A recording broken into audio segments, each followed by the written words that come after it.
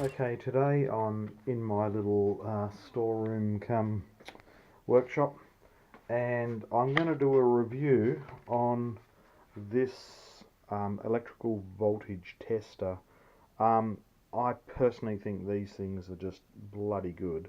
Um, the reason I bought this is because in China, most of your electrical, or a lot of the electrical, is always, well, let's say, a little bit second rate compared to Australia. Um, and I've found that most of the time when I've had people come to look at anything at the house or to do any work, they really aren't that qualified, and they're an electrician today and a plumber tomorrow. So I've bought a lot of tools so I can actually do stuff myself. So then I can test it and make sure, and if anyone is going to be working on something, I can make sure they do a good job.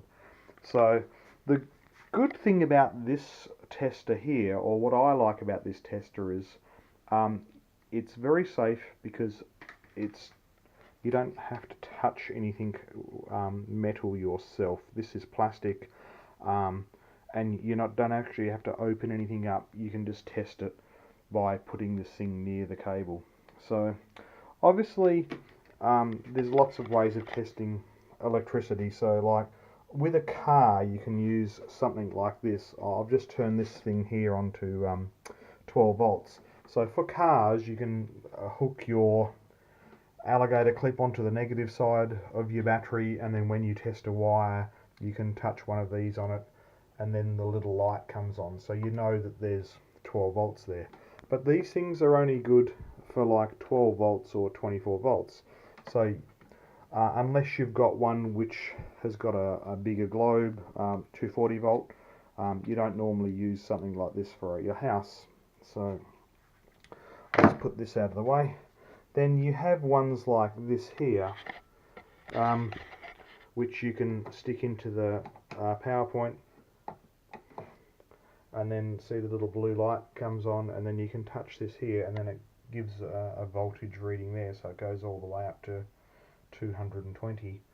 So these ones here are good, but you have to actually stick it into the PowerPoint. So same problem, really speaking, as with one of these. If you had one with a bigger voltage globe, you've still got to actually stick it into the PowerPoint. So you can't actually just test a cable. And there's a few different types of these ones. This is another one. You put your finger on the end.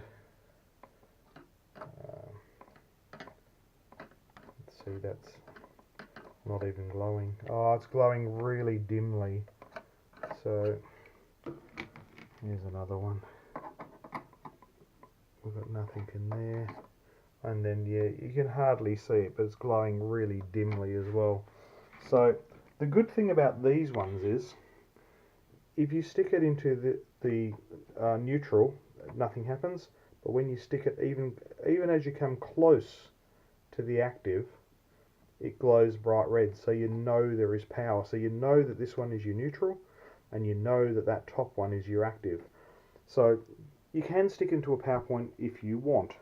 But the other good thing about it is if you've got a cable, like you've got an appliance, and like your PowerPoint works because you plug your kettle in or something else, but when you plug your power board in, it's not working at the power board. So you can actually put one of these things into the socket, and you can see whether it has power or not.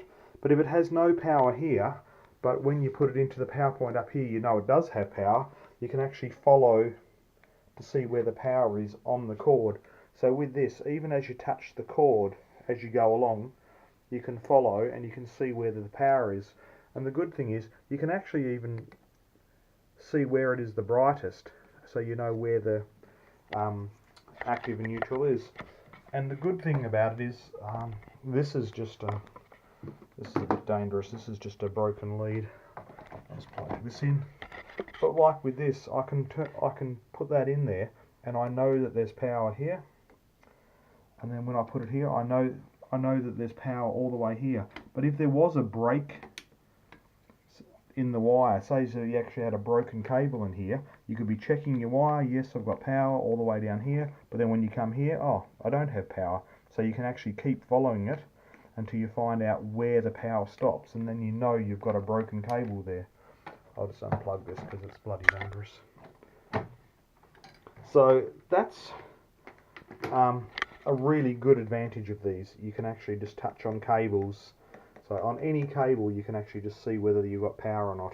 Of course you can use a multimeter, but with multimeters too, the same thing with a multimeter.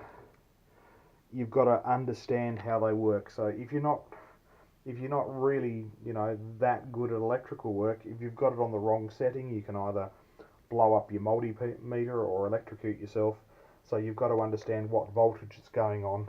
So like with this, I put this in there and it's reading, I've got 236 volts. So you can test it with a multimeter, but you've got to understand how a multimeter works. Now, a good multimeter, they're quite expensive. Where these here, you can buy these like on eBay or something like that for like $5 Australian. I bought this in Bunnings in Australia, and I think I paid like $9 for it.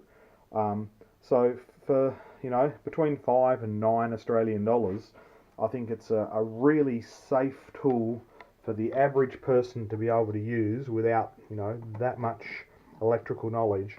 But it's just a good way of checking power to see whether it's running through your lead, going to your appliance, so you can work out whether your appliance is faulty, your cable is faulty, or whether the actual power point itself is faulty. Now the only thing with these is these work between this one is between a 100 and 600 volts. So this will work for a power point or anything like that. It's not going to work on your car. It's not going to work on your iPhone cable or something like that, because once it comes out of a USB, it drops down to 5 volts. So it doesn't work on cables for your phones or things like that, because it's 5 volts. It only will work on the actual mains power. But for $5, it's a really good tool, simple to use and very, very safe. So I would recommend, like, if you do a bit of a handyman, and you're like, especially in a country like China, this would be a really good thing to buy, just to be able to check things. So that's my little review on these. So this one here is a Nelson brand, but there's a few different types of brands of these, and some of them even make a beeping noise when it lights up. But this is one of the cheapest ones, and as I said, for $5, it's really good, and it just is powered by 2 AA batteries. So obviously, before you use one of these to test something, you make sure it works. So you would go to a PowerPoint which you know which works, put it in, you can see that it lights up, and then go to the cable which you believe is faulty. Because if you do have flat batteries, or if this device is broken, of course, no matter where you go, it'll give a false reading.